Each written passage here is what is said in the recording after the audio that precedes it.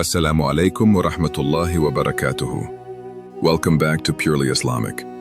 मैं हूं आपका मेज़बान बदर बिन सईद. नाजरीन, कभी आपने गौर किया है कि कुछ लोग जिंदगी के बड़े से बड़े गम में भी मुतमईन रहते हैं? न वो किस्मत को कोसते हैं, न हालात का शिकवा करते हैं. आखिर उनके दिल में ऐसी कौन सी बात होती है जो उन्हें हर हाल में सुकून अता करती है? हकीकत यह है कि जिस शख्स को अल्लाह ताला के हर काम में हिकमत नजर आ जाए, वो जिंदगी में पेश आने वाले किसी भी वाक़े पर शिकवा नहीं करता, बल्कि अल्लाह के फैसलों के आगे सर तस्लीम खम कर देता है. उसे यकीन होता है कि जो कुछ हुआ अल्लाह की मर्जी और बेहतरीन हिकमत के तहत हुआ है.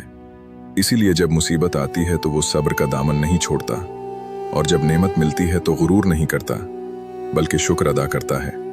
याद रखें, मुसीबत का मुकाबला सब्र से किया जाता है और नेमतों की हिफाजत शुक्र से होती है.